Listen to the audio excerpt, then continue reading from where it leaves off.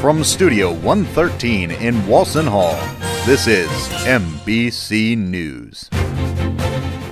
Hi, and welcome to MBC News. I'm Jonathan Hobb. And I'm Kat McClellan. So, Kat, are you disappointed by the blizzard that didn't happen? I'm extremely disappointed. I love snow. I was looking forward to a snow day where I could go skiing, and we got nothing. What about you? I agree. I love the snow, and when classes are canceled, it makes it just that much better. Of course. We missed out.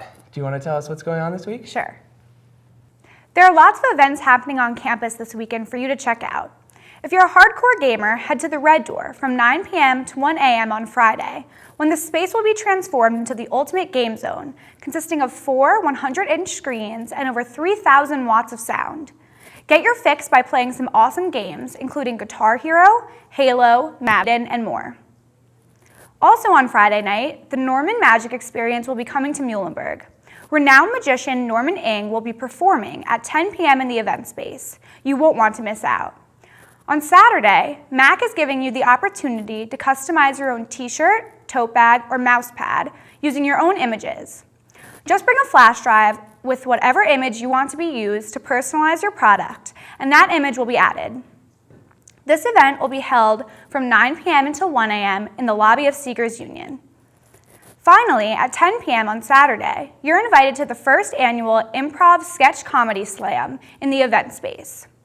The event will star UCB and Magnet Theater groups and will also display the Muhlenberg Ensemble, IUP, MIA, Fun with Science, and Damsels in Excess.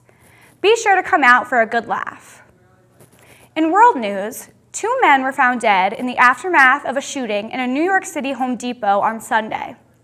The shooter, a disgruntled worker of the store, shot his manager and then turned the gun on himself. Police have yet to speculate a motive for the shooting.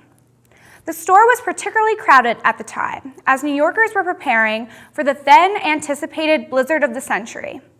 Despite this, the shooter and his manager were the only 2 harmed during the incident. Facing increased opposition from Congress, Obama has decided to give up on his ambitious decision to end 529 college saving plans. These plans, also known as qualified tuition programs, allow college students to save money and withdraw it tax-free as long as the funds are being put towards tuition, room, board, and other supplies. Republicans feel that Obama's proposal to effectively put an end to this type of savings plan contradicts statements made during his State of the Union in defense of middle-class economies. Speaker of the House John Boehner added his opinion, stating, "It's another example of his outdated top-down approach, when our focus ought to be on providing opportunity for all Americans." Michelle Obama stepped out in Saudi Arabia on Tuesday without wearing a traditional headscarf or veil. Over 1,500 tweets remarked on the outfit choice, with hashtags roughly translating to #MichelleObamaImmodesty. The backlash wasn't as large as expected, however, with many Saudis defending Obama due to the short, impromptu nature of the trip. The Obama's trip to the Middle Eastern country comes at a particularly turbulent time, as international criticism of the Saudi Arabia's human rights record increases. The president did state that the trip was meant to be apolitical and that he had no intentions of discussing recent Saudi treatment of anti-Islam journalists. That's all for this week's news. Now to Jonathan with the sports. Thanks, Kat.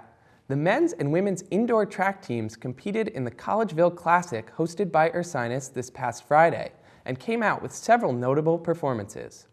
For the women's team, Gwen Romali finished first place in the shot put with a toss of 41 feet 6.5 inches, and sophomore Claudia Therault cleared 10.5 feet in the pole vault to place third. On the men's side, sophomore Trevor Luck placed third in the high jump with a jump of 6 feet 2.75 inches. Be sure to come out and support the track teams as they compete at home in the field house this Friday at 3 p.m. This past Saturday, the men's and women's basketball teams had split results at home against Johns Hopkins.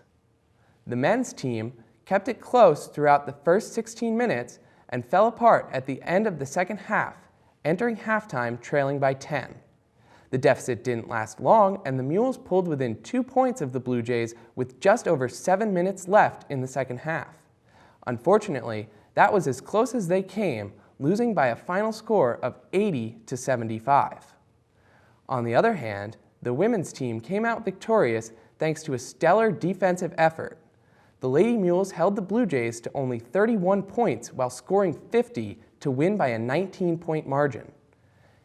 In addition to the win, the Lady Mules received more good news this week as senior Laura Gregory was named Centennial Conference Player of the Week for the first time in her career. Gregory averaged 11.5 points and 11 rebounds in the Mules' wins over Johns Hopkins and Ursinus. She is the third women's basketball player this season to be named Player of the Week.